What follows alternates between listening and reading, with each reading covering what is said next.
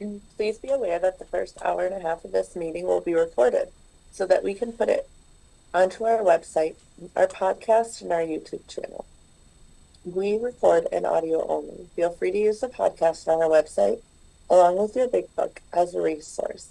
If you missed the study portion of the meeting, the study portion is also listed on the website so you can follow along. Tonight's recap will start on page 105, and our study will start on page 108 and end on page 110. Are there any announcements? Hi family, my name's Jamie, very grateful recovered alcoholic, and I just got back from a weekend at Area 64 Assembly representing this group as GSR. I will have my GSR report coming out to you in the next couple of weeks. Keep eyes on your email from Trish. And that's where the information will be, and then we'll have a full report at our next group business meeting, which I think is sometime in January. Trish can give you the details on that, of which we will be coming into first quarter assembly at that point in time. Thank you for allowing me to be of service. Thank you, Jamie. And good evening, everyone. I'm a recovered alcoholic, and my name is Trish. Welcome to the Lppbbsg Primary Purpose Big Book Study Group. To prepare for our Big Book study, let's get focused by having a 3-minute moment of meditation followed by our family's fog light prayer. And I'm an alcoholic. My name is Alyssa. Thanks for joining us tonight. We're going to start the meditation in a minute, so please take a moment to get situated. Please be aware of background noises when you are unmuted and sharing, as to not distract others or yourself.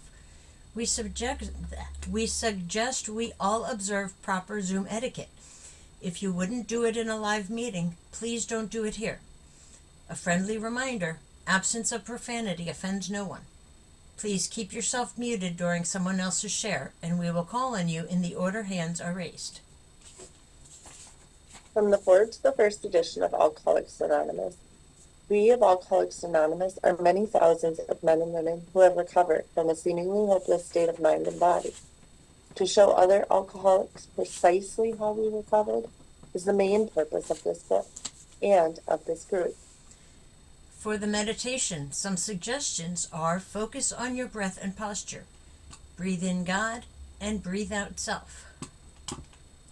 Take this time to reconnect with God, let the craziness of the day drift away, and ask God to help you focus on the study. And let's bring in those monks.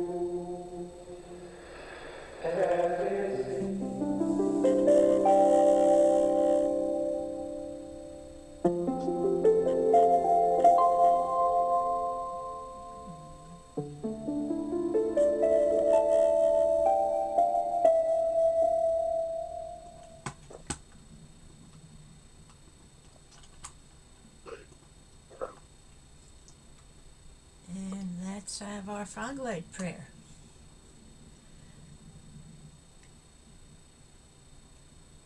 God, let your love shine through us like a fog light, so that those who are lost, sick, and dying can find your love through us. Amen. Let's have our secretary's report. Come on in, Miss Lisa.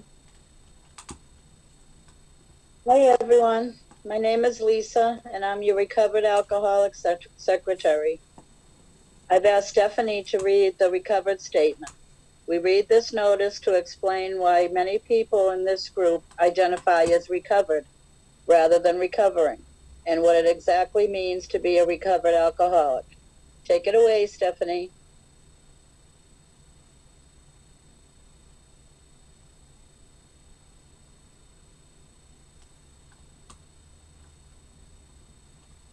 You're muted, Steph. Sorry. Recovered. We are not cured of alcoholism. Recovered but not cured, that presents a conflict to some alcoholics. If we were cured, we would be able to drink responsibly. No, we are not cured. The allergic reaction to alcohol will remain with us for a lifetime, but we have been restored to sanity. That was the problem. The main problem of the alcoholic centers in his mind rather than in his body. Page 23. We are now sane where alcohol is concerned. Consequently, we have recovered. Thank you, Stephanie. Thank you for joining us tonight. We meet every Tuesday starting at 5:30 p.m. Central Time with the Gerbil Fellowship Cage, where we chatter for an hour before the start of the meeting. Feel free to bring side dishes to share with the buzzards. Our Big Book study starts promptly at 6:30 p.m. Central Time, and we ask that you be courteous and ready to begin at the sound of the foghorn. We take our Big Book study seriously. Because of this, chat will be disabled during the study. In the 1940s, when the only elements to sobriety were God, a Big Book, and one recovered alcoholic working with an untreated alcoholic, the success rate was as follows. From the foreword to the second edition of Alcoholics Anonymous, page XX, of alcoholics who came to AA and really tried, 50% got sober at once and remained that way. 25% sobered up after some relapse, and the remainder, those who stayed on with AA, showed improvement. Can we have a show of hands of people joining us for the first time? I don't think we have any tonight. And then the recovered alcoholics. These are your potential sponsors. Is anyone celebrating a milestone this week?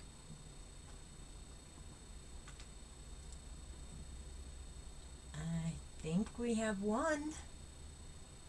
Maybe two. Are you trying to unmute me? Yes. I am Heather. I'm a grateful recovered alcoholic. I just celebrated 11 years.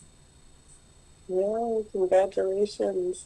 Thank you so much. There you Congratulations. go. Your tail. Congratulations, Thank you. Heather. Wow, amazing. God did it. Anybody else?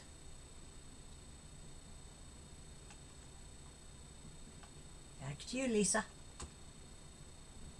If you should require a big book of your own, we have large print editions available that can be sent to you by buzzard mail. Delivery time questionable. Please remember to practice our seventh tradition by donating to the group address, Venmo, or PayPal posted in the chat and on the screen. Our suggestion is to purchase a big book and take an untreated alcoholic through the program of recovery. Please visit our website posted in the chat Thank you and see you next week. And this was Lisa's last week of being our secretary. We'll have a new secretary coming in next week. And thank you so much for your service, Lisa. You did a wonderful job. You're welcome. Thank you.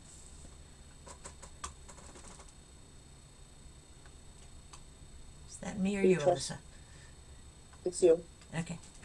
From chapter 2, there is a solution. The tremendous fact for every one of us is that we have discovered a common solution. We have a way out on which we can absolutely agree and upon which we can join in brotherly and harmonious action. This is the great news this book carries to those who suffer from alcoholism. This is an open meeting, and as such, all who have an interest in alcoholism and our program of recovery are welcome. Because this is an open meeting, you need not identify yourself nor your reason for being here if you do not wish to do so. Your anonymity will be protected. We ask that you protect ours. While this is an open meeting, membership in this group is limited to those who wish to recover from alcoholism and have a desire to stop drinking for good and all.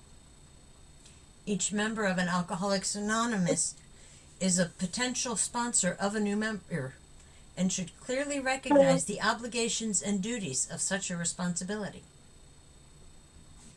Before we begin our study of the Big Book, last week we reviewed Tradition 4.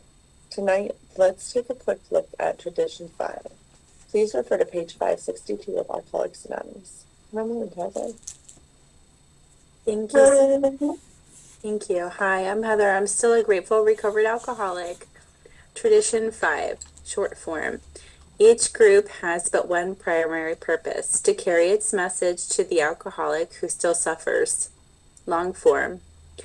Each Alcoholics Anonymous group ought to be a spiritual entity having but one primary purpose, that of carrying its message to the alcoholic who still suffers. In language of the heart, Bill wrote, because it has now become plain enough that only a recovered alcoholic can do much for a sick alcoholic, a tremendous responsibility has descended upon us all, an obligation so great that it amounts to a sacred trust. So what does this mean? Well, it means that when working with other alcoholics, while I openly share my own experience, strength, and hope, I keep whatever someone says to me confidential. My primary purpose is to be useful to my fellows by being of service in any way God sees fit, and to be a good member of Alcoholics Anonymous. It goes on to state, may we never forget we live by the grace of God, on borrowed time, that anonymity is better than acclaim, that for us a movement of poverty is better than wealth, and maybe reflect with ever-deepening conviction that we shall never be at our best except when we hew only to the primary spiritual aim of AA. That if carrying its message to the alcoholic who still suffers alcoholism. In my experience, it has been an honor and a privilege to carry this message to anyone in and out of the rooms of Alcoholics Anonymous. Today, I have the honor of taking 5 women actively through the steps, as well as carrying the message anytime I am asked to speak at a meeting on my experience, strength, and hope, or when I go up to the newcomer at a meeting and introduce myself and connect one alcoholic to another for some one-on-one conversation. God uses these conversations to change lives. He certainly changed my life with the people who brought his message to me. And I will always carry the message to those who still suffer in and out of the rooms. Tradition 5 tells me it is a wonderful responsibility to carry this message of hope and recovery I have received to those who still suffer, so they too can have this. For that, I am responsible. Thank you for letting me be your traditionalist. Thank you, Heather. Great job. And now it's time for our weekly installment of That Ain't in the Big Book. We hear a lot of stuff said in meetings that can't be reconciled with the program as it's described in the Big Book of Alcoholics Anonymous. What follows is one of the things we often hear, along with what the Big Book has to say on the subject. One of the things we hear is stay out of relationships for the first year. Kenny, can you come in and tell us what it says on pages 69 and 70? Yes, counsel with persons is often desirable, but we let God be the final judge. Thank you. As we study, please make use of the pens, highlighters, and rulers so that you can share this experience with another alcoholic. In order for us to stay focused as we study the Big Book, we use the Big Book Study Guide prepared by Joe and Charlie and Krusty Cliff of the Dallas Primary Purpose Group. Tonight, we are going to start our recap on page 105, which will be read by Donald, followed by our study portion, read by Nancy. After the page is read, we will ask questions from the imaginary podium, starting back on our study portion that will be read by Nancy. The answers will be in one sentence unless otherwise specified, and multi-part questions are simply a one-sentence answer, split up by commas, semicolons, hyphens, and other fun bits of punctuation.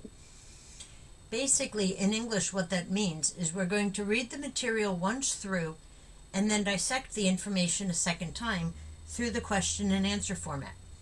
Notice how the language in the questions gives us a new light in which to consider the study material.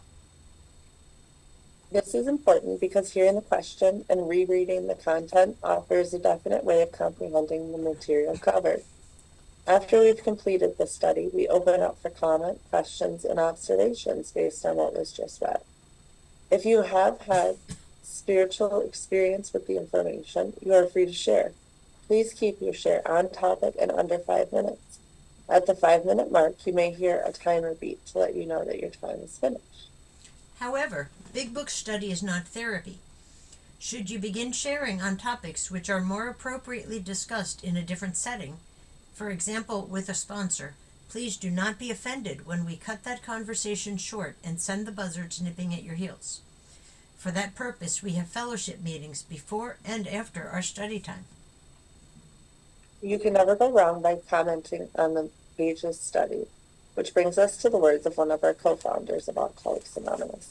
Sobriety, freedom from alcohol through the teaching and practice of the 12 steps, is the sole purpose of any Alcoholics Anonymous group.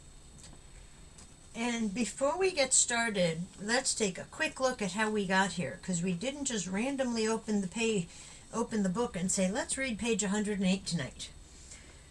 We are in the 4th year of our study, and we start on the title page, where we find our first promise, the story of how many thousands of men and women have recovered from alcoholism. And we read all the Roman number pages all the way through page 164 with the question and answer format that you'll see in a little while. We also read through Dr. Bob's story 2 weeks in the traditions. Throughout the study, the asterisk at the bottom of the page refers us to Appendix 2, or the spiritual experience, 3 different times, and we do that when it's directed in the study. But we also read the spiritual experience as our last week of the study, week 94, so that we can close out our study focusing on the spiritual purpose of our program. And then we go back to the beginning and we start all over again. This group started in January 2020, and we are just about ready to hit our 5th year anniversary. And then in the middle of this, and then in a couple of months following, it'll be our 5th year of being a Zoom meeting, because we started in person, but then we went hybrid, and then we became all Zoom. We're in our 3rd time through the book, coming up on our 5th anniversary, and every time we read, I learn something new. So keep coming and keep learning.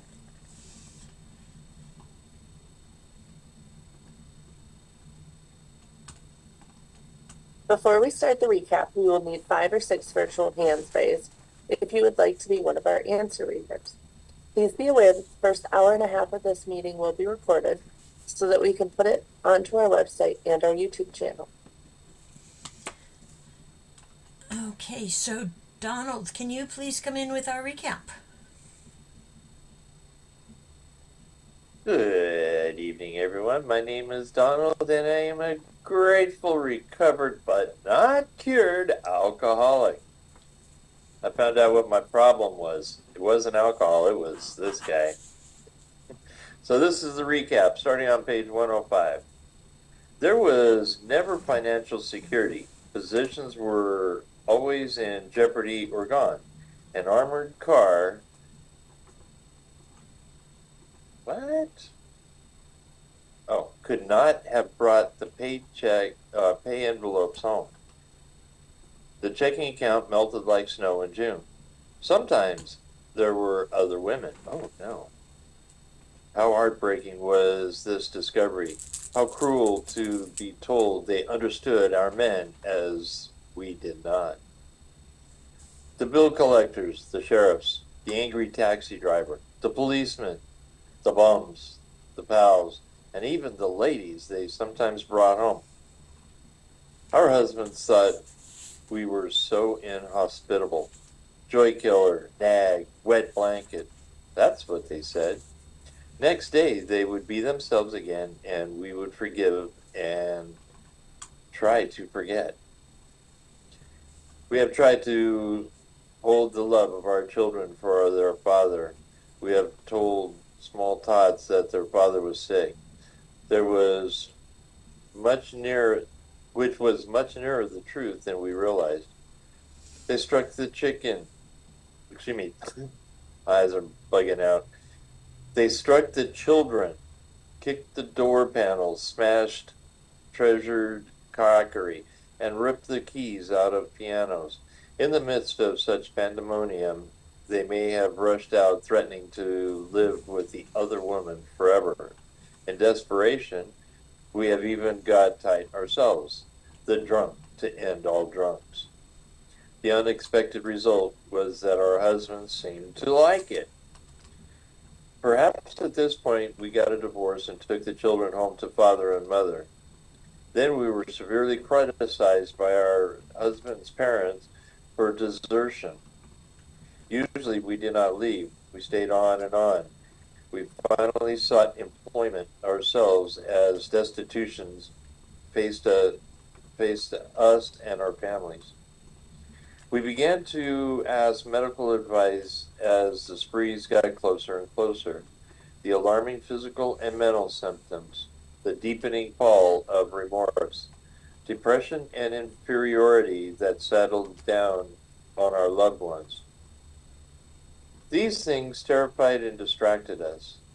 As animals on a treadmill, we have patiently and wearily climbed, falling back in exhaustion after each futile effort to reach solid ground.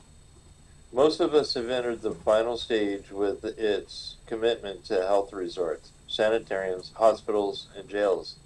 Sometimes we were screaming delirium and insanity. Death was often near.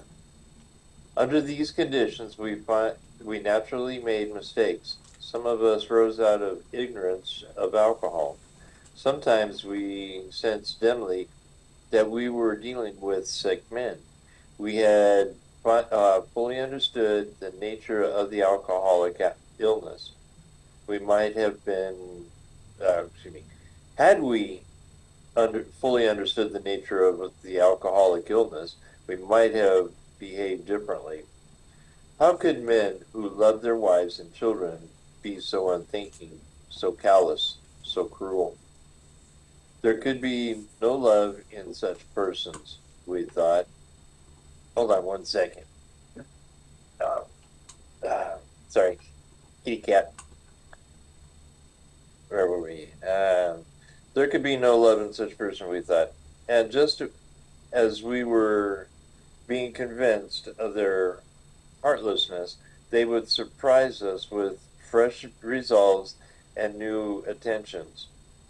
For a while, they would be their old sweet selves, only to dash the new structure of attention to pieces once more. Asked why they commenced to drink again, They would reply with some silly excuse or none. It was so baffling, so heartbreaking. Could we have been so mistaken in the men we married? When drinking, they were strangers. Sometimes they were so inaccessible that it seemed as though a great wall had been put up around them. And even if they did not love their families, how could they be so blind about themselves? What had become of their judgment, their common sense, their willpower? Why could they not see that drink meant ruin to them? Why was it when these dangers were pointed out that they agreed and then got drunk again immediately? Thank you for letting me be of service. Thank you, Gandalf, also known as Donald. And Nancy, come on in with our study for the night. Nancy Alcoholic.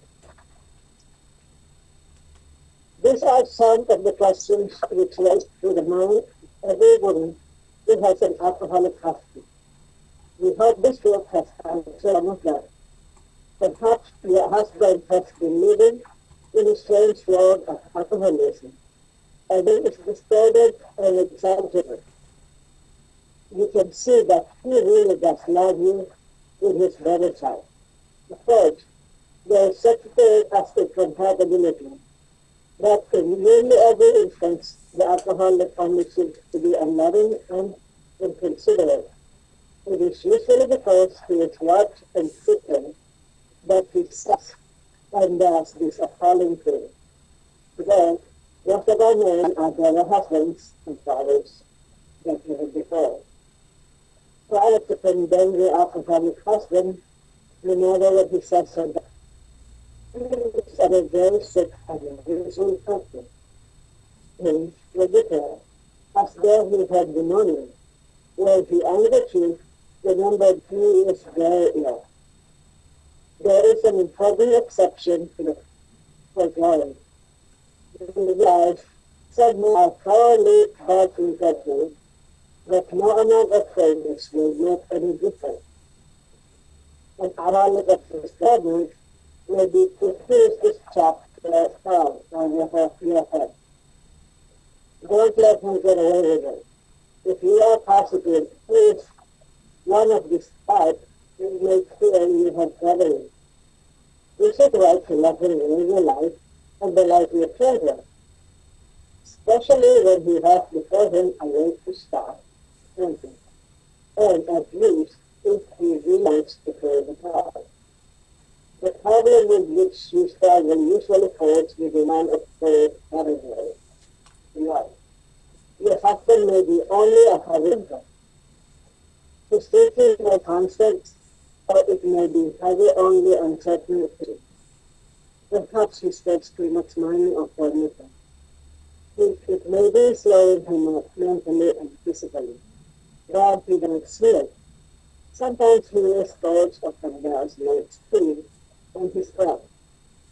He is positive he can handle his liquor, but it does him wrong. The drinking is necessary to his business. He would probably be softened if he had told an alcoholic. His world is full of people like that. Some will moderate or start, or together, and some will use. Of those who are, a good number will become full alcoholics after a while. Please, your husband is so lack of control. For he is unable to stay on the one level, even when he wants to. He often gets entirely out of hand when drinking. He admits he's weak, but it's possible that he will be better. He has begun to become, usually without it probably, various means of moderating or staying dry. Maybe he is beginning to suspect. His business may suffer from it. He is worried at times and is becoming aware that he cannot think like other people. He celebrates in the morning and through the day also, before his nervousness himself. He is responsible after serious drinking life. and tells you he wants to stop. But when he gets over the screen, he begins to think first of how he can get mother of his in danger. It's very much a career alcoholic. Perhaps we can stay position fairly up. He is by no means real everything. As we said among others, he wants to learn to stop. Really, his husband ran much better than husband number two. Oh, once like number two, he became worse. His parents have slipped away. His home is a new life, and he had a position. The has been hurt, and the really round of sanitarium and hospitals and prevent. He admits the family will have other people. That does not see why. It takes the notion that he will get finally there. He may have become he may have come to the point where he desperately wants to stop, but cannot. He said, plus an additional question, which we shall try to answer for you. You can be quite hopeful of a situation like this. He has had a husband of whom he completely despair. He has been playing an institution after another. He is violent, or appears definitely insane in him. Sometimes he drinks on the way home from the hospital. Perhaps like time is laying in front of him. Doctors may shake their heads and their head to take you. Maybe you had already been obliged to get away. This pictured man of years back as it looked. My lover husband was just as far gone, yet he got well. Thank you, Nancy. And now we will go back to the beginning of where Nancy was reading on page 108 with our questions and answers. And Alyssa will be coming in with a few comments here and there. And for our answer readers, please speak clearly into your microphones. We'll be asking the questions from the script by Joe and Charlie and Krusty Cliff. The answers to the questions, for those of you who are new, will be sentence by sentence coming directly out of this week's study, beginning with the first sentence that Nancy read and ending with that last one. If those answering questions lose their place, please allow me to redirect them to the correct sentence. So our batting order tonight will be Kenny, Linda, Lisa, Nancy, and William. And if you could all unmute, please. And Kenny, the first question comes to you. Are these questions very common to those who love alcoholics? These are some of the questions which race through the minds of every woman who has an alcoholic husband. Thank you. And Linda, what is our hope? We hope this book has answered some of them. Thank you. Lisa, perhaps they have been doing what? Perhaps your husband has been living in that strange world of alcoholism where everything is distorted and exaggerated. Thank you. And Nancy, what can we see? You can see that he really does love you with his feelings. Thank you. And William, a three-part question. A, there may be what. B, but in most cases, what is the situation? And C, what is the usual reason for this? Of course, there's such a thing as incompatibility, compatibility. But in nearly every instance, the alcoholic only seems to be unloving and unconsiderate. And it is usually because he is warped and sudden. He's warped and sickened that he says and does these appalling things. Thank you. And Kenny, back to you. What are most of them now that they have recovered? Today, most of our men are better husbands and fathers than ever before. Thank you. Now that the normal problems for the family have been identified, we will be guided into the solution. First, on how the spouse can help the alcoholic, and then how the spouse can help herself or himself. Thank you, Alyssa. And Linda, try not to do what? Try not to condemn your alcoholic husband, no matter what he does or says. Thank you. Lisa, why? He is just another very sick, unreasonable person. Thank you.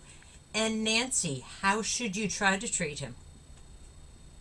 Take care of where you can after he has been with you. Thank you. And William, when you get angry, remember what? When he get angry, you remember that he is very ill. Thank you. Kenny, back to you. Is there an exception? There is an important exception to the forgiving. Foregoing. We realize some men are thoroughly Stop there. bad intentions. Stop there at foregoing. And Linda, what do we realize? We realize some men are thoroughly bad intentioned, that no amount of patience will make any difference. Thank you. Lisa, what may an alcoholic of that type try to do? An alcoholic of this temperament may be quick to use this chapter as a club over your head. Thank you. And Nancy, don't what? Don't let him get away with it. Thank you. William, if they are of this type, what should you do? If you're positive he is one of if you're positive he is, Brian, I keep moving it. If you are positive that he is one with, I don't know, if you are positive he is one of this type, you may feel you had better leave it. Thank you. There you go. And Kenny, what should you not let them do? Is it right to let him ruin your life and the lives of your children? Thank you. Linda, what is especially true when they are aware of what? Especially when he has before him a way to stop his drinking and abuse, if he really wants to pay the price. Thank you. And Lisa, how many categories does our basic text believe alcoholics fall into?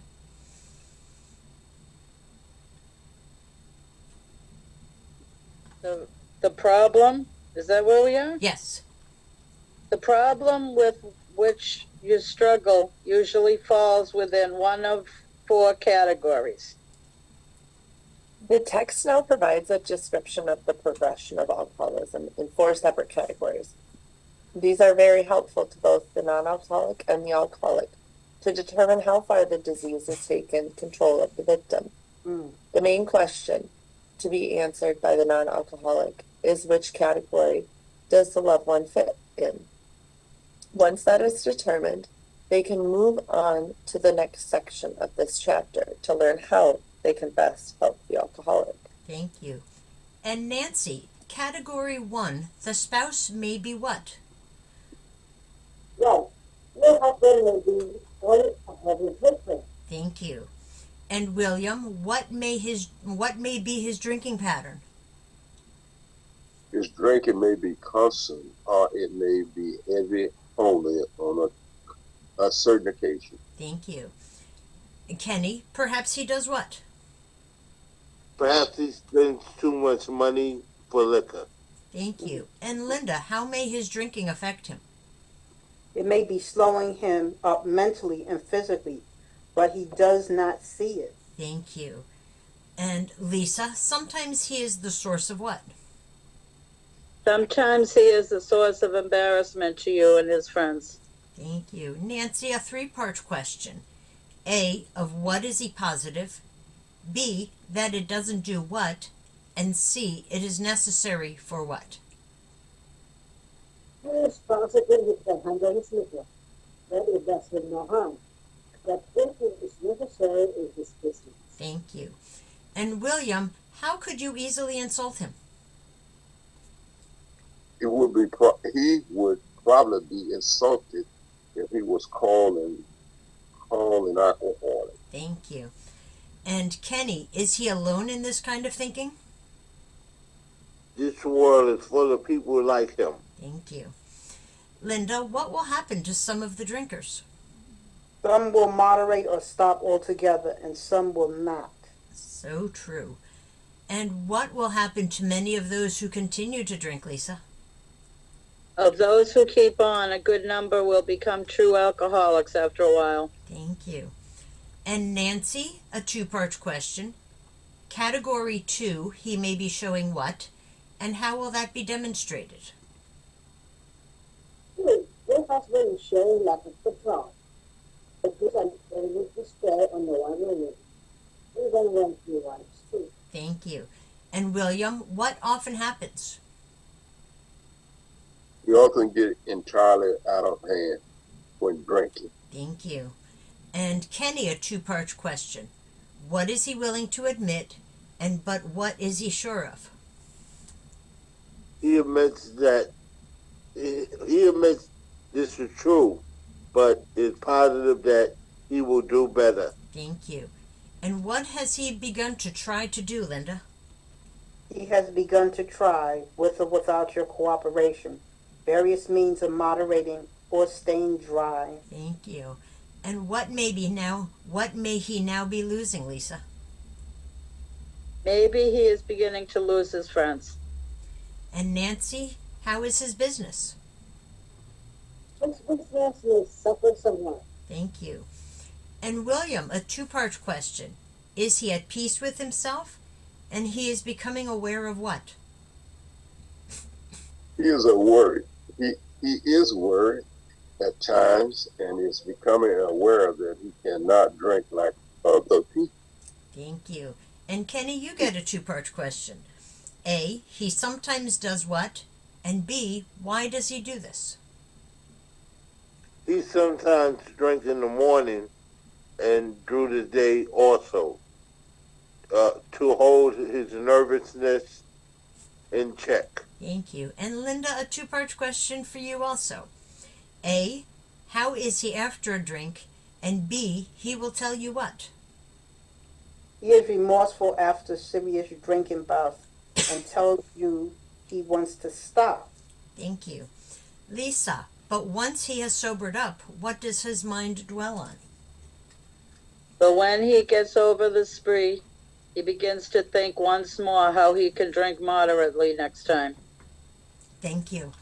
And Nancy, what do we believe about this type of drinker? We think this person is in danger. And William, these are signs of what? These are earmarks of a real alcoholic. Thank you. And Kenny, perhaps he can still do what? Perhaps he can still tend to business fairly well. And Linda, he hasn't done what yet? Yes, by no means ruined everything. Thank you. And Lisa, what is it we say about a person like this? As we say among ourselves, he wants to stop. Thank you. And Nancy, category 3, what about this guy? This husband has been much better than husband in the two. Thank you. William, how does he compare to the category 2 drinker? So once like number 2, he became worse. Thank you. And Kenny, a 3-part question. A, what has happened to his friends? B, what is the condition of his home? And C, how is he doing with his job? His friends have slipped away. His home is near wreck, and he cannot hold a position. Thank you. And Linda, what may be the next scenario? Maybe the doctor has been called in, and the weary round of sanitariums and hospitals has begun. Thank you. What does he now admit, Lisa? He admits he cannot drink like other people, but does not see why. And Nancy, he clings to what thought? He takes to the notion that he will find a way to do so. Thank you. And William, he may have finally arrived at what point? He may have come to the point where he is desperately wants to stop but cannot. Thank you. And what does his case present, Kenny? In his case presents additional questions which we shall try to answer for you. And is this a hopeless case, Linda? You can be quite hopeful of a situation like this. Thank you. And Category 4, Lisa, how may you feel about this drinker? You may have a husband of whom you completely despair. And Nancy, where has he been?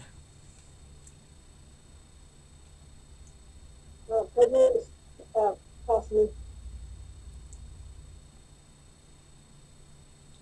William, how does he act and how does he appear?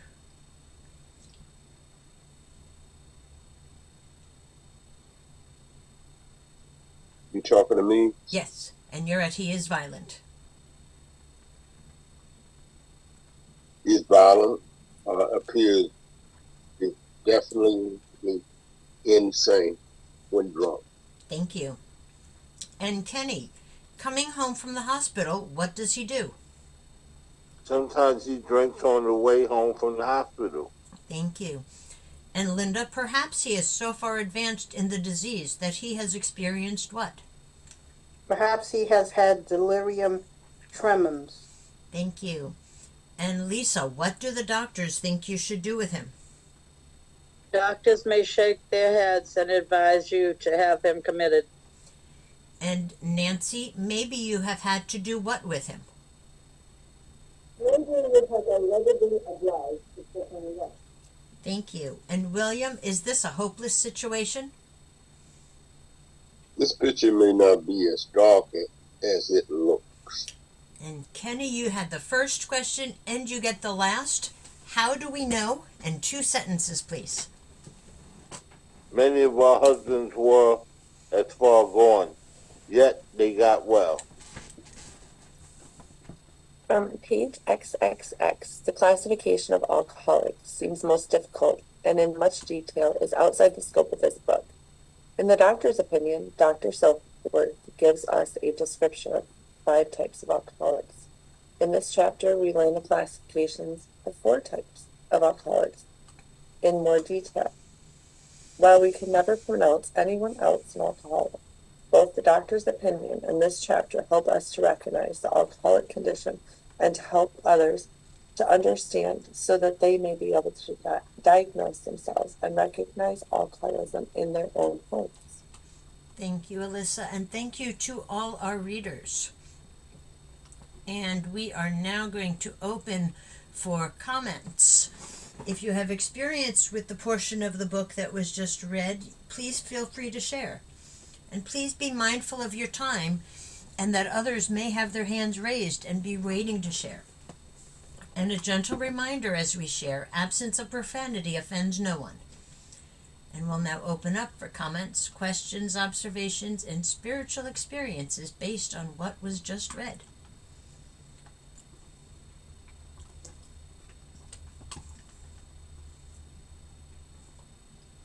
So who would like to come in first?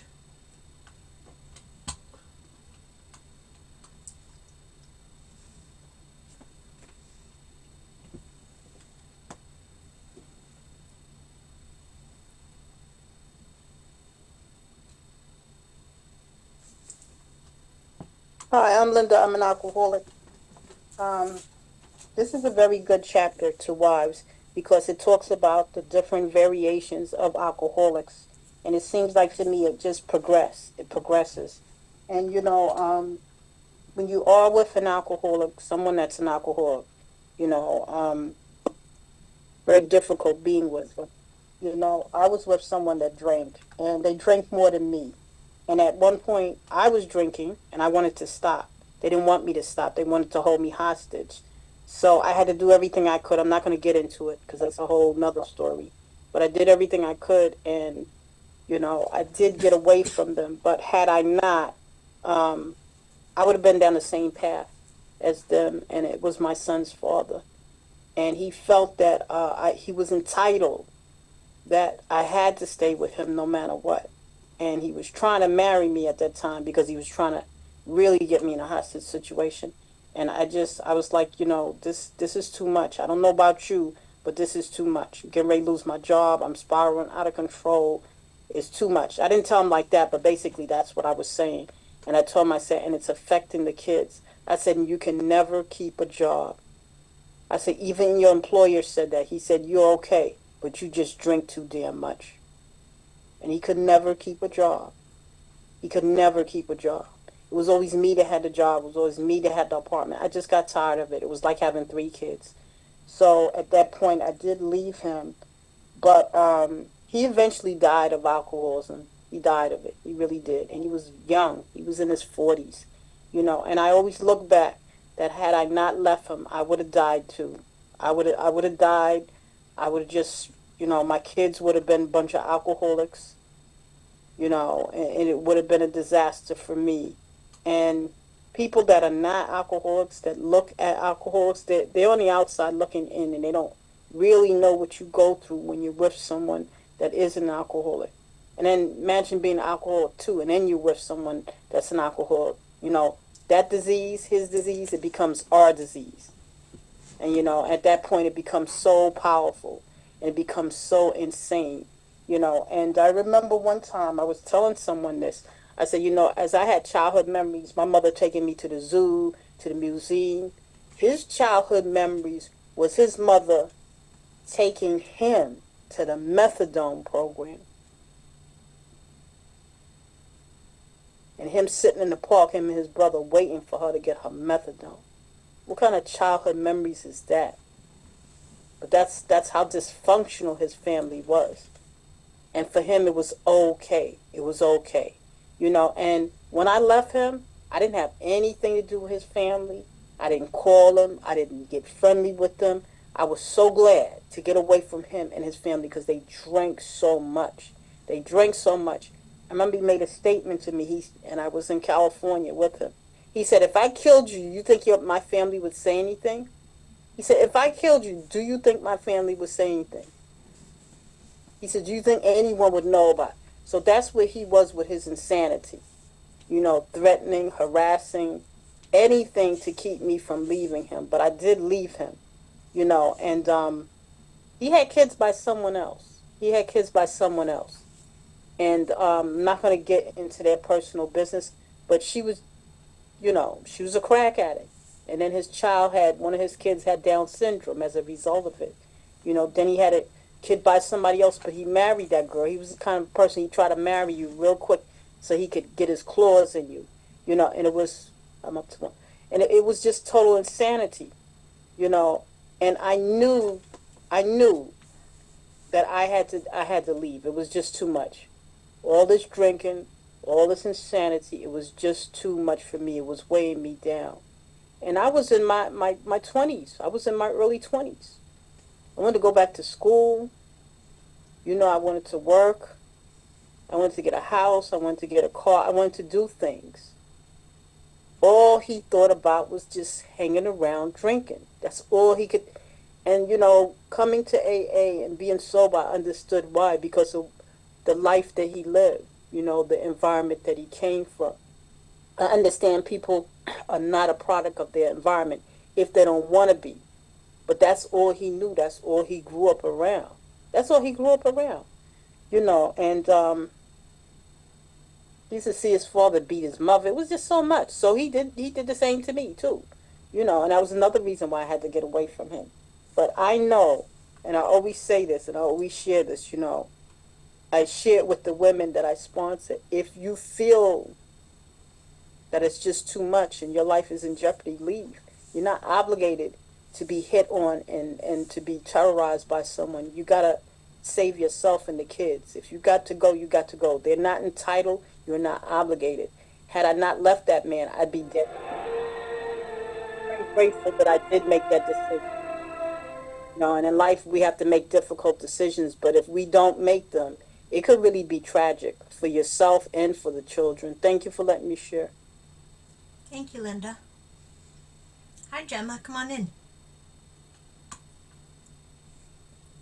I'm an alcoholic, amongst other isms. It's a good reading. I'm very aware of the different stages and the different levels of alcoholism. My son got his third DUI last week, wrecked his car, totaled it, but the guardrail caught him from going over the cliff, which would have killed him probably.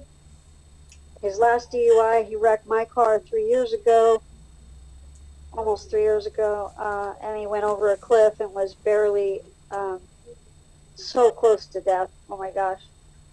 But, you know, with program and recovery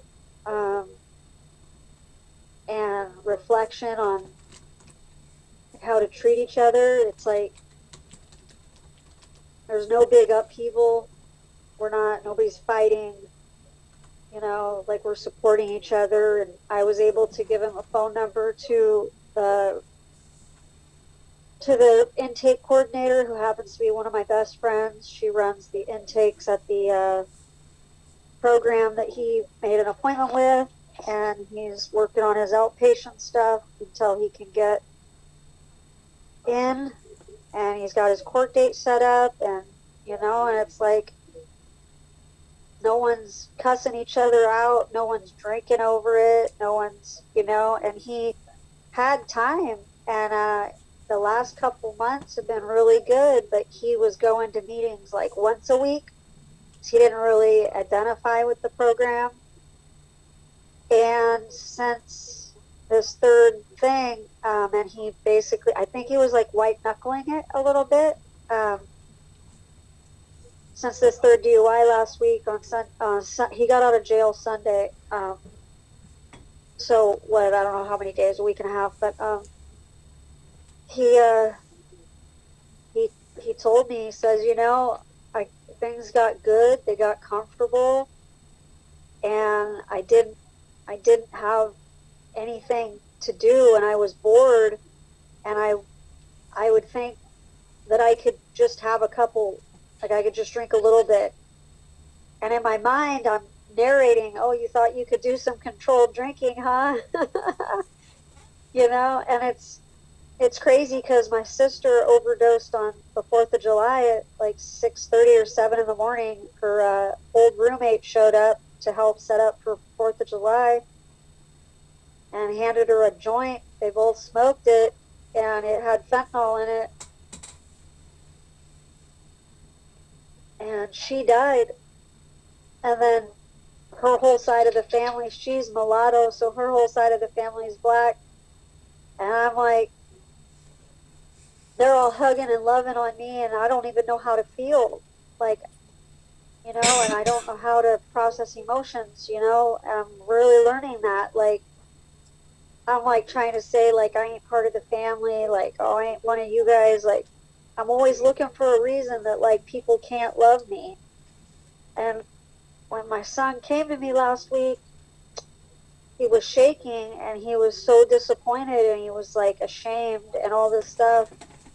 And I kind of already knew something happened. And when he was telling me, he knows I've been handling everything a lot better, but that there's, you know, my dad was murdered and my sister overdosed and like, or whatever happened there. And it's like one thing after another. And it's like, he feels like, as he's telling me, he's like, I'm going to disappoint you, you know, like, I'm like, just, it's all good, you know, it's all good. And,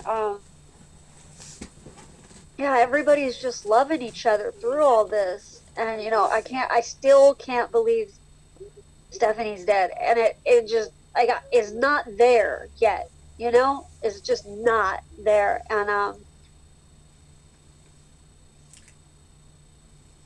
feelings are not something that I learned to feel growing up. I learned how to feel in the rooms. So I'll just wrap it up with I'm going to keep coming back because feelings suck.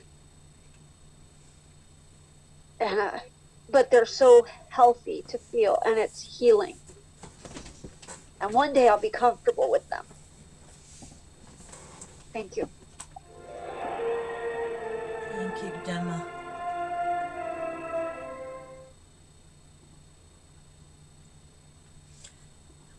William, come on in. My name is William Alcoholic, and whenever we go with the book and read it, I get a chance to picture in my mind 1939 when they put it all together, in the time when it was during, and it was like a pandemic or alcoholism going on in the country and stuff, and the PR, how they put this book together, and I know Bill said you may be one person with this book in your hand, you can stay sober, but find somebody else to help while you try to stay sober, so, and that is so true. Whenever you look at the whole togetherness intact, they had this book, and they knew so much about the alcoholic behavior, and it took me coming to AA and this other alcoholics for me to realize the terror and what was going on in my life, and I thank God that I'm here with you today sober, and one of the things that Bill, see, when he say things, put things, before I get to that, I'm going to tell you about me, So I come from down south here, and they taught us what a man is supposed to do, like what's supposed to happen and stuff like that. Whenever they begin to say that the husband began to spend more money on the financial alcohol than he did in the house, So the lady that I was living with at the time, she would get me up in front of the cash register and throw everything on the cash register and tell me to pay for it, what I mean? So that's how she was trying to control me, take away from my behavior, my alcoholism, but sooner or later, I caught on to that, and I started walking out the store just before the thing went up on the cash register, on the thing there to be paid for. But like, and I just think when I look back, at my life, alcoholism for 23 years, and I should have been after I started drinking 2 years or 1 year after I started, because I drank more and more and more, But I like this part, this is what you call. He say, and he put it in italics so it could catch your attention, but it didn't have to be in italics the way he said it. He says like he wants to stop.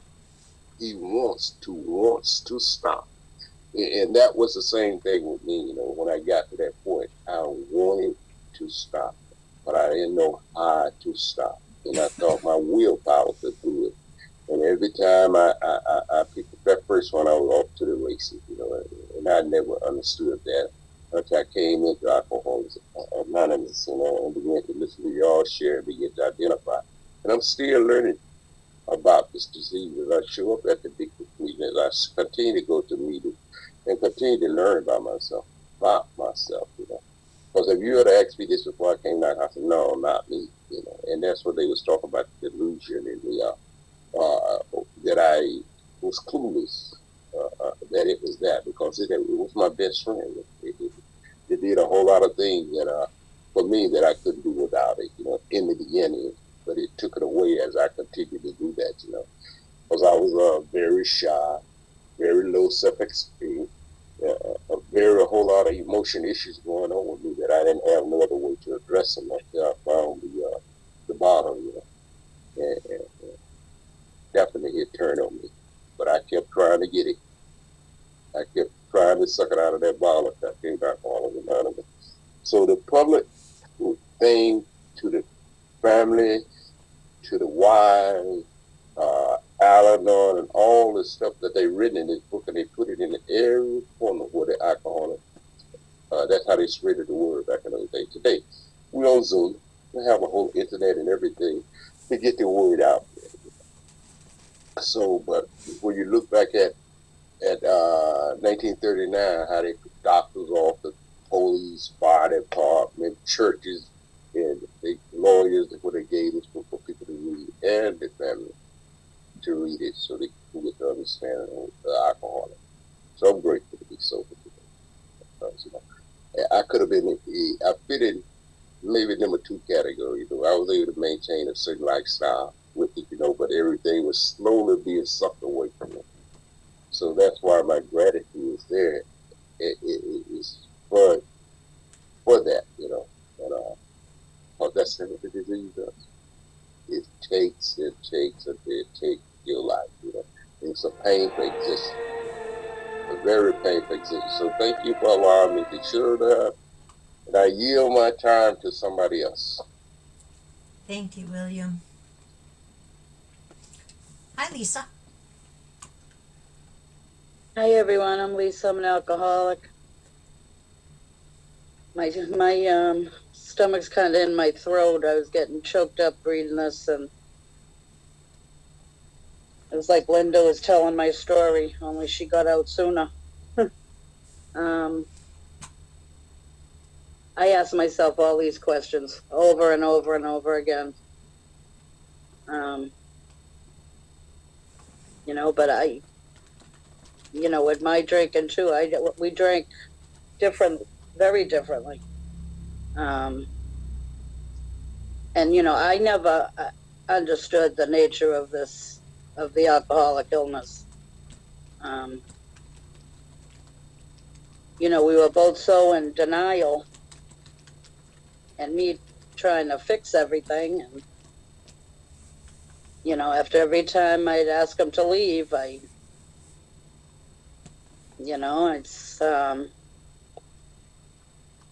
always let him come back. He said he'd stop and it'd be different, and it never was, because we didn't know how. Like I said, we didn't understand this disease, and wow. I'm so grateful, 6-7 months ago, he left. And like it was said to me, and I believe it is a blessing in disguise, because I don't know if I would have. And that's really embarrassing. That makes me feel, but it's the truth, because I was starting to see, I joined the big book groups, and I'm going through the big book and doing this work and learning about myself. But boy, what a tough way of life. And the guilt with the kids,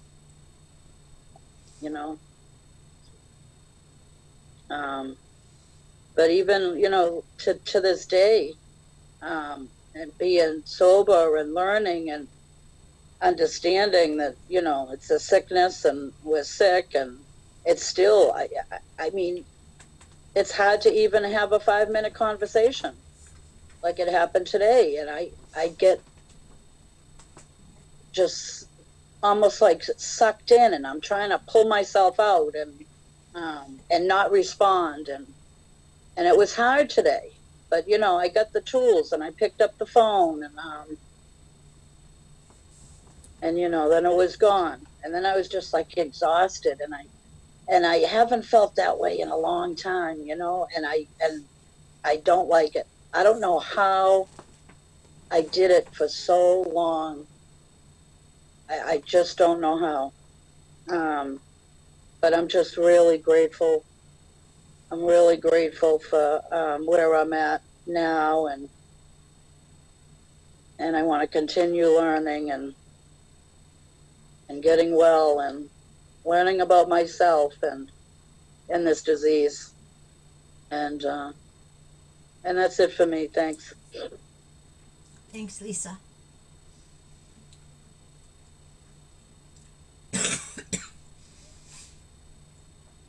Who's next?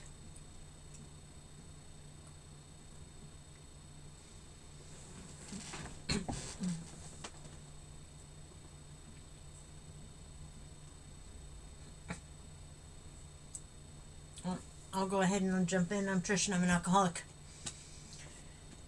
And, I love how,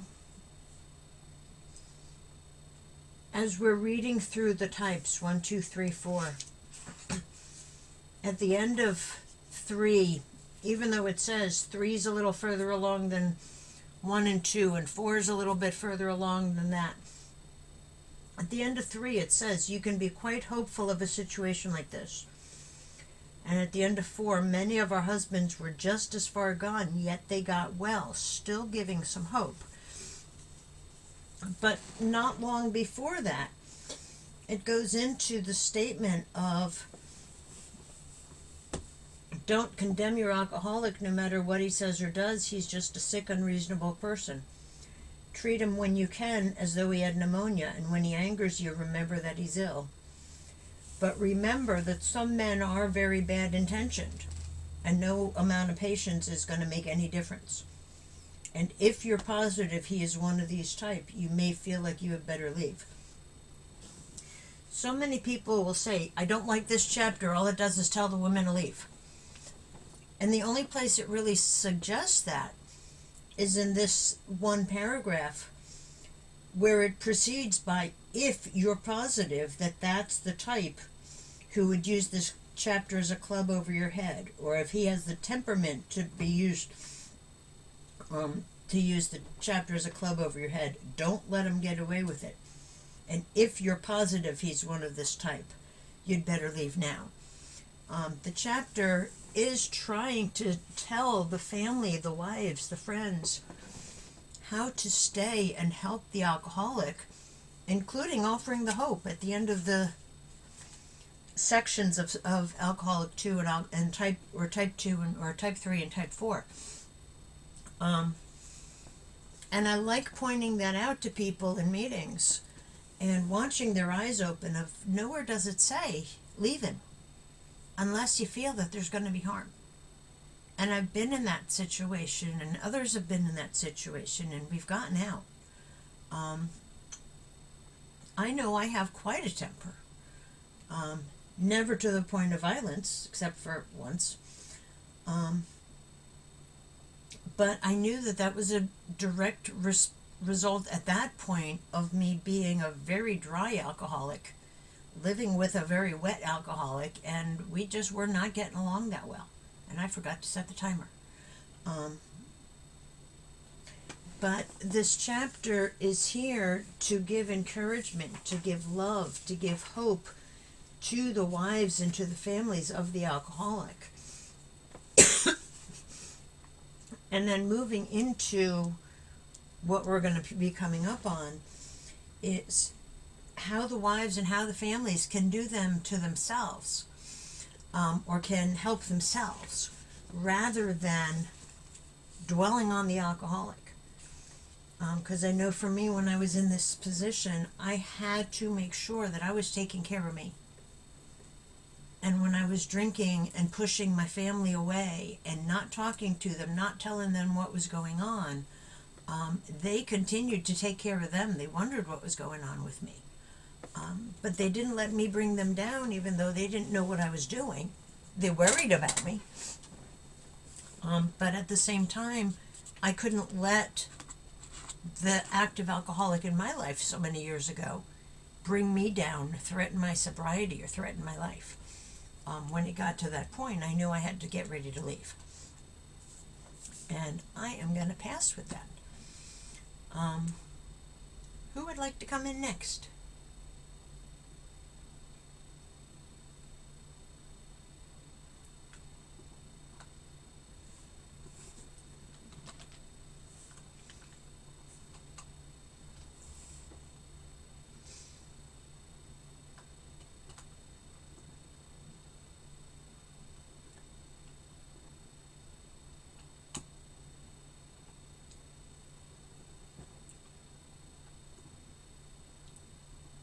Jamie, would you like to jump in and share?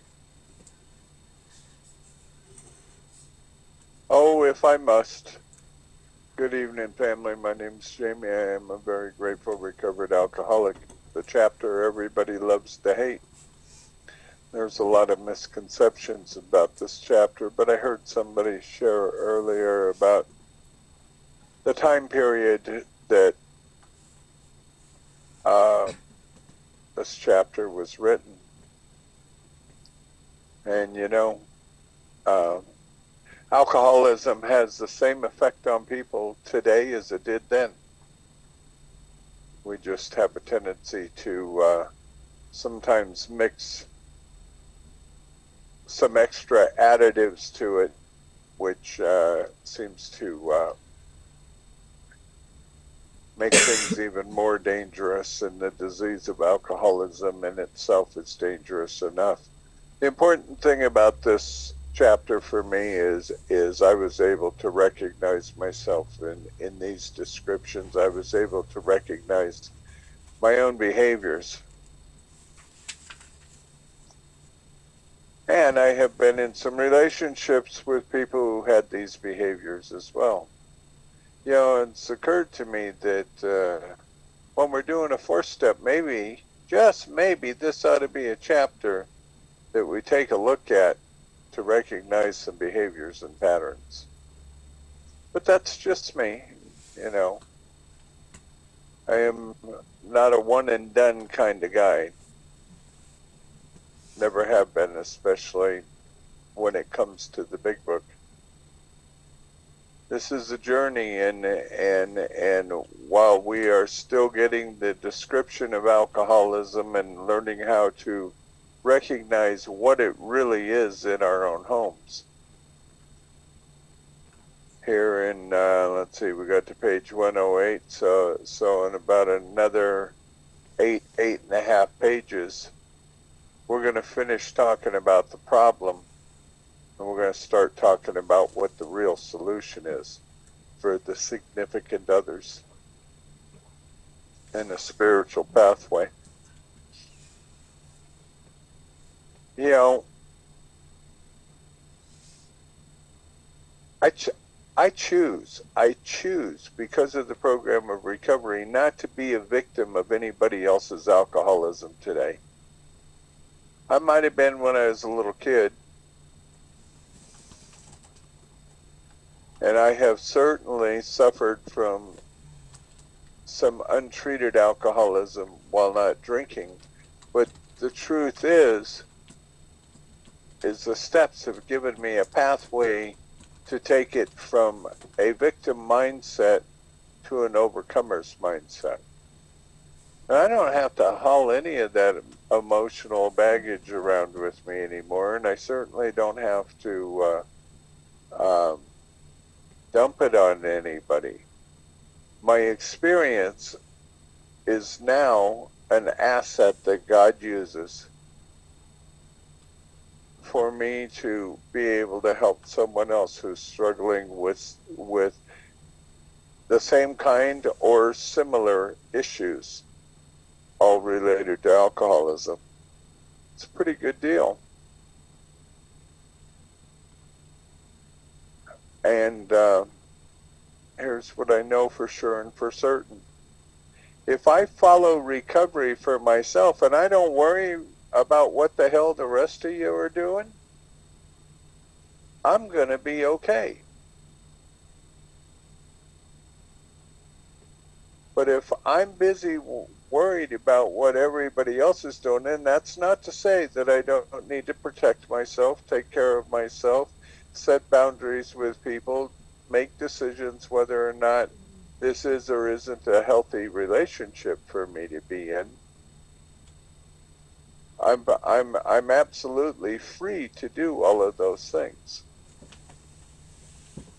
Because if not, and I get involved with somebody who is sick like that,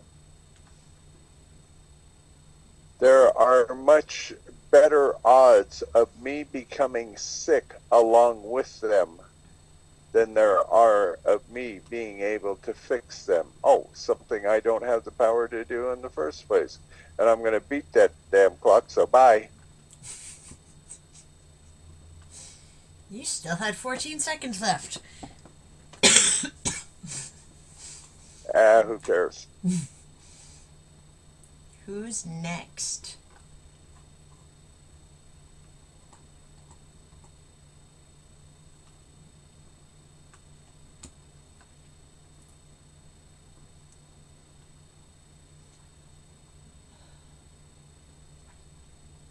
Terry, would you like to come in?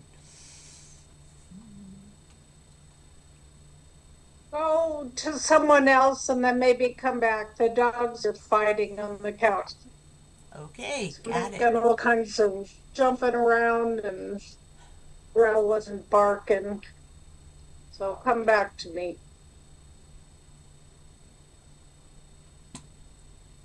Stephanie?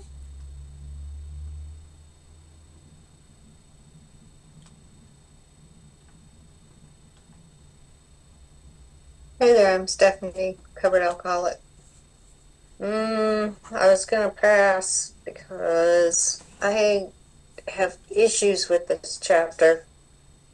Only because I'm dealing with a loved one with an addiction, deadly addiction. And nobody's telling me to treat them like they got the flu.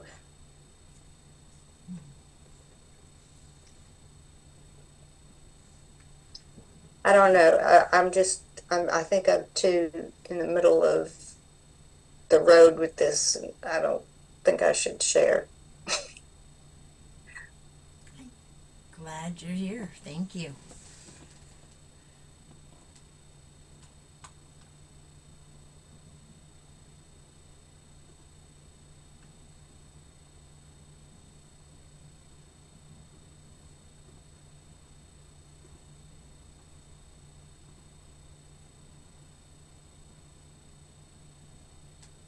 Who's next?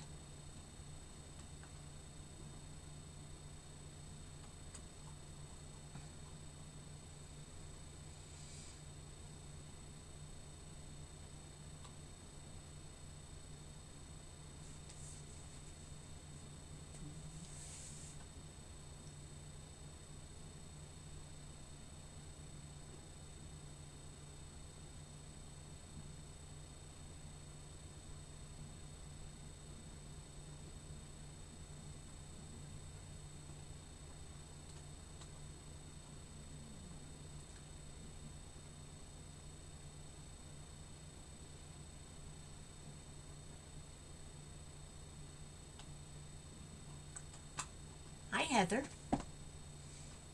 Hi, I'm Heather. I'm so grateful recovered alcoholic. I will say for me that when I'm working with others, it's really helpful for me to bring God into everything that I'm doing, and having conversations with them and speaking to them, because I'm going through my own life stuff just like they are. And I try to make the conversation that they're bringing to me about them and not about me. And so at the beginning of the conversation, I'm asking how I can help this person and how I let God direct the flow of the conversation, so long as I bring him into it. And in that conversation, God uses that conversation to help the both of us, not only to connect, but to hear the message that we each need to hear. It's happened time and time again when I'm working with people, whether that's sponsees that I sponsor, whether that's people who are not sponsored by me, but I'm still working with them, or that's friends or family that are not in this program. I get to be able to carry the message and keep it to the message, not really the mess, but like the solution of things. Because today, that's where I'm living, is in the solution and trying to carry that message. Now, there's days where I show up and I am a mess, and in that mess, I happen to be a message too. But so long as I try to be available and just be there, that's all that I can do. So I'm just grateful. Thank you so much for letting me share. I'm going to go turn off this timer that my son has. Thank you, Heather.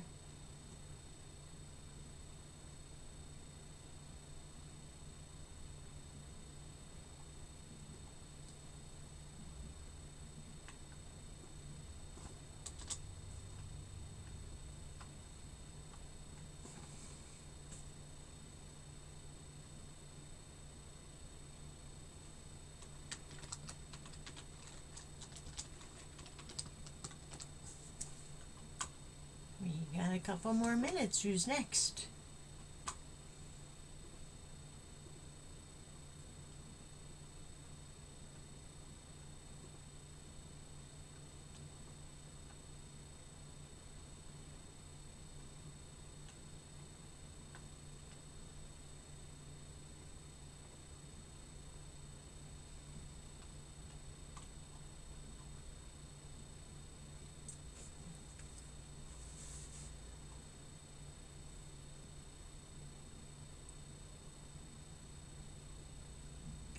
Donald, would you like to come in and share with us? Are you back?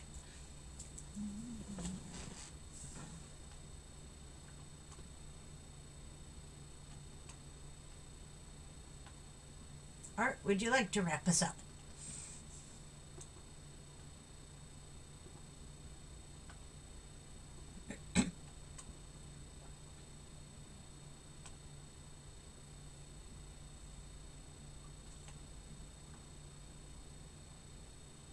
Good evening, anyway, everyone. My name is Art. I'm a grateful recovered alcoholic. This part of this chapter kind of it just walks us through the various types of alcoholics some the progression of the disease that goes on, and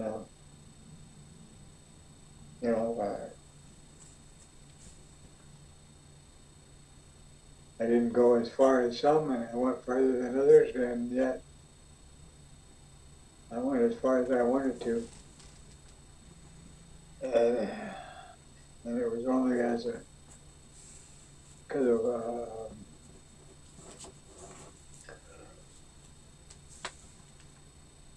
a very understanding boss at the time that I was able to stay employed.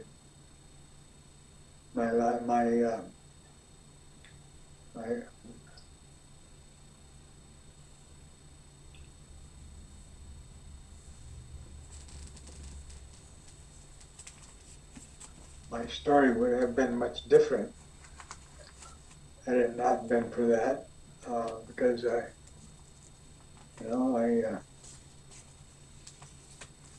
ended up continued to work for that company for 45 years. And they saw the worst of my alcoholism. And for that I'm very grateful.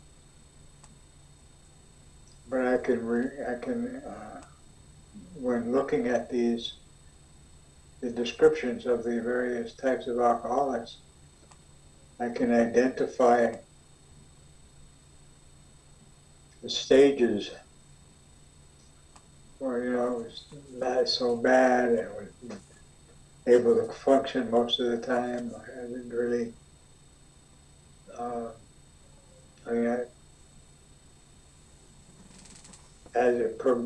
my alcoholism progressed, I began to have issues with the same things that all other alcoholics, I was never actually hospitalized as a result of my alcoholism, but I did get to that point where it was interfering with my ability to function, and to the point where my first wife left with the kids, and I began a long journey of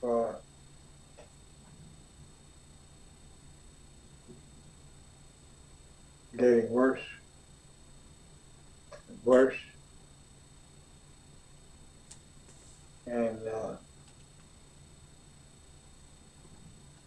finally ended up in Alcoholics Anonymous. And it's a good thing I did, because I was at the very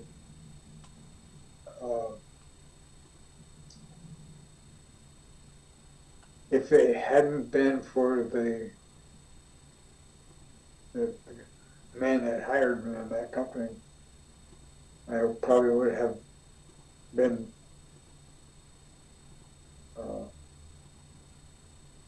I lost my position there.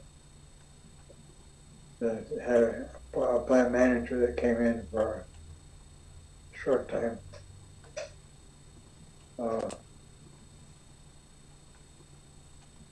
And he called me into the office at one point and told me that that there was no room in the company for a part-time supervisor. And while I hadn't missed a lot of work, I had begun that downward spiral where I really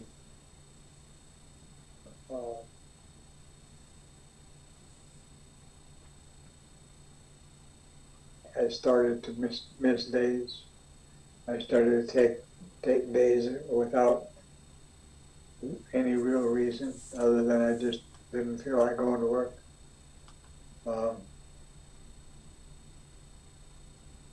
And so I was on the brink of losing my job.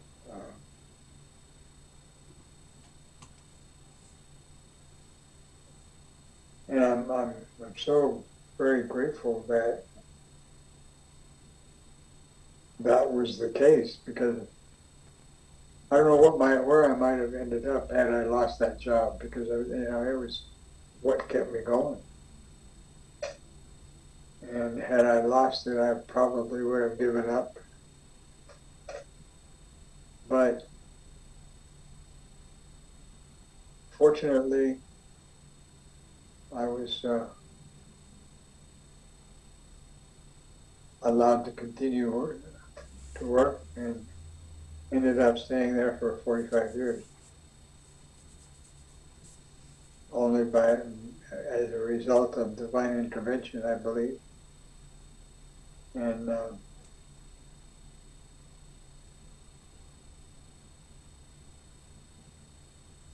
so I have experienced those various stages of alcoholism that was described in the passage that we studied tonight.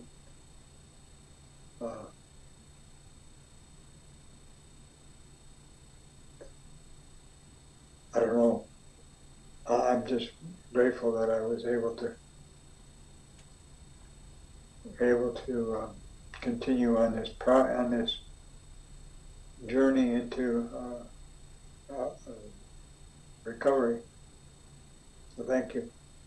Thank you, Art. And thank you, everyone, for being here. Alyssa did have to step out. She had something that she had to take care of that needed her attention. But I did want to still thank her for her service. Her 13-week rotation is up this week, and we'll have someone else coming in to join me and Jamie by doing the script next week. And Heather, that said, could you come in and read our closing for us, please? I can. Our book is meant to be suggestive only. We realize we know only a little. God will constantly disclose more to you and to us. Ask Him in your morning meditation what you can do each day for the man who is still sick. The answers will come if your own house is in order. But obviously, you cannot transmit something that you haven't got. See to it that your relationship with Him is right, and great events will come to pass for you and countless others. This is the great fact for us. Abandon yourself to God as you understand God. Admit your faults to Him and to your fellows. Clear away the wreckage of your past. Give freely of what you find and join us. We shall be with you in the fellowship of the Spirit, and you will surely meet some of us as you trudge the road to happy destiny. May God bless you and keep you. Until then. Thank you so much, Heather. And we will go ahead and close out in our normal pickle fashion. And I don't think anyone's new, but just in case, what we do here is, since we can't stand around the table and hold our hands together, we hold our hands up in the screen, and that's how we connect as we pray out. And we'll take a moment of silence for those still suffering inside and outside of these rooms, especially those who may die tonight, either because they haven't found their way to us, or because they found their way and then they decided they weren't ready, or they didn't want what we had. So a moment of silence, followed by the Lord's Prayer.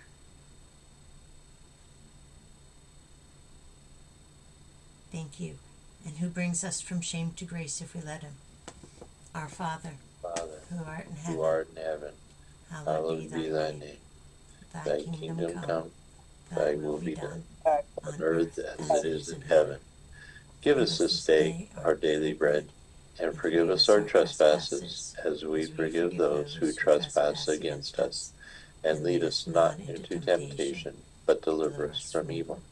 For thine is the kingdom, and the power, and the glory forever and ever. Amen. Keep coming back. It works, but only if you work it, so work it because you're worth it. Everyone take care. Thanks, everybody. Yeah.